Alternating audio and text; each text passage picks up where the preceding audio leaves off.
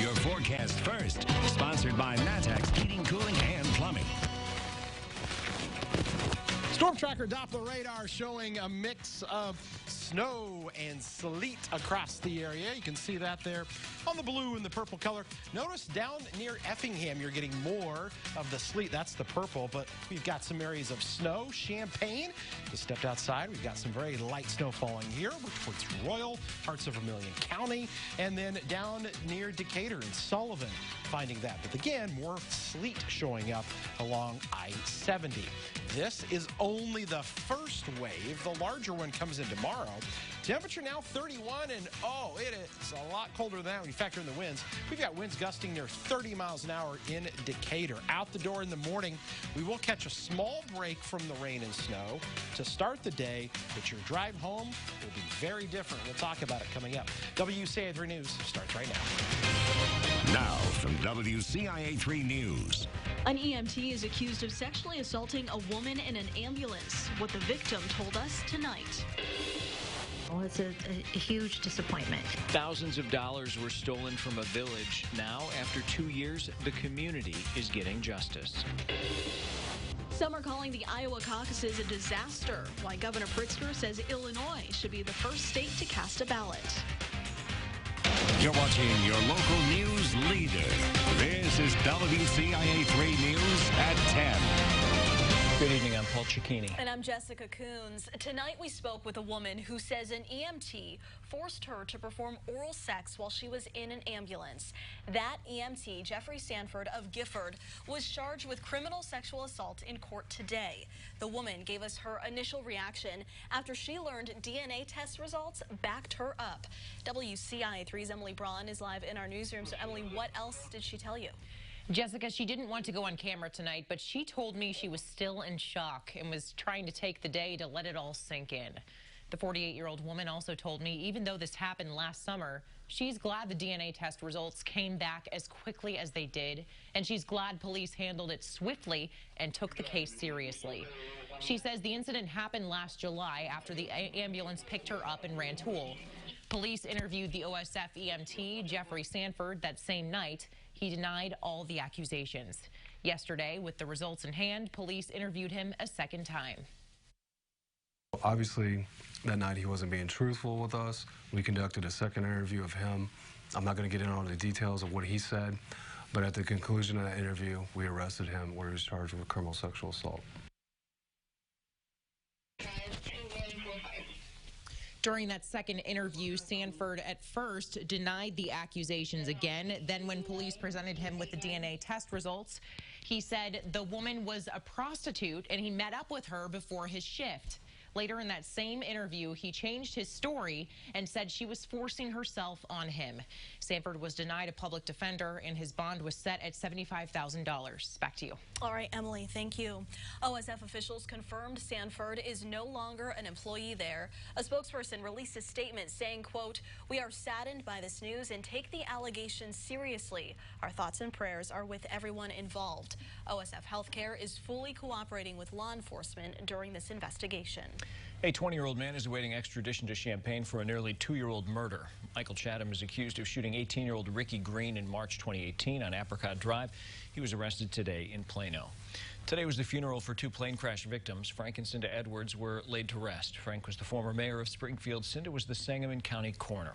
People lined the streets of downtown Springfield to say goodbye. Firefighters, police, and coroners among them from across the state were there to pay their respects. The memorial gathering for the 3rd crash victim, John Evans, is tomorrow at Butler Funeral Homes in Chatham. Danville firefighters responded to 2 different fires this morning. One was on Madison Street between Harmon and New York, the other near McKinley Avenue and Romine Street.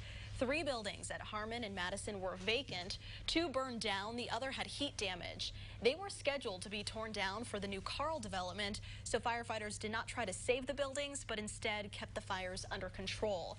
Now, before they were called to that fire, they were called out to the house fire on McKinley. No one was inside at the time. No word on what caused either fire.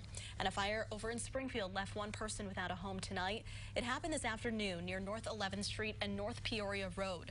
No one was hurt, but 2 cats were missing. One was recovered safely. Crews believe the other may have run away. Investigators are still trying to find out what caused that fire. New for you tonight, the village of St. Joe is recovering from a steep financial loss. The former clerk in charge of sewer billing admitted to stealing $75,000 over several years. Laura Boyd pleaded guilty and must repay what she took. WCIA 3's Jennifer Jensen is here. So, Jennifer, this confession has been a long time coming. Paul, it has. The mayor says the first red flag was raised more than 2 years ago. They got police involved shortly after. Boyd recently admitted to what she did in court, bringing this frustrating financial saga to an end. St. Joe Mayor Tammy Voges had just taken office in 2017 when a few months later she discovered a village employee had been stealing money. You start out being disbelief and then how could this happen to us? The suspicion began when Voges found 3 cash receipts for sewer bills in the trash of the village office that were not accounted for in the records. The police investigation revealed Laura Boyd had stolen about $75,000 from 2011 to 2017. She was fired as the clerk who oversaw sewer bills.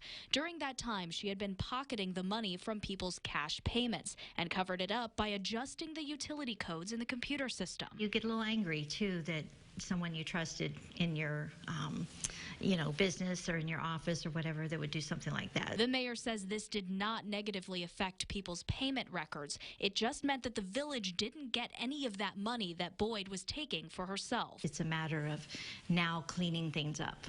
And so it took us a good solid year to kind of get that all done. The village has since implemented more checks and balances with their computer coding system and created more accountability with its employees. We also hired a part-time financial oversight person who actually is coming in and also helping on the financial side of it to review.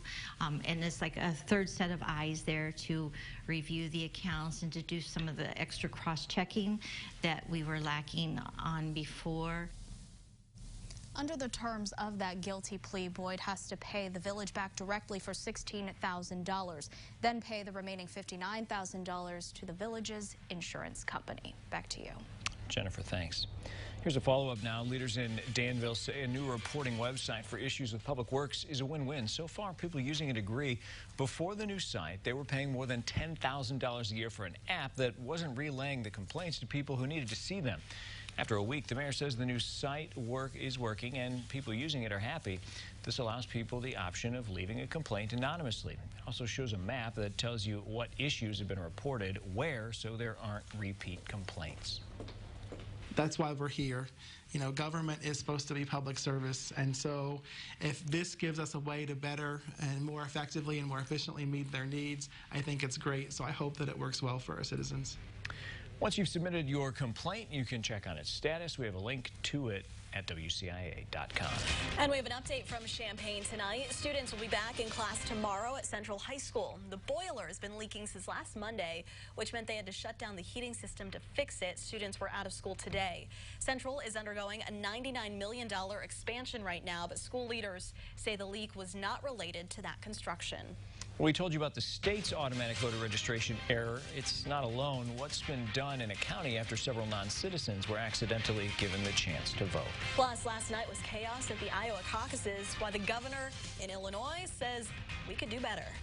And win or lose, Illinois coach Brad Underwood is proud of one thing, what he says the team is becoming.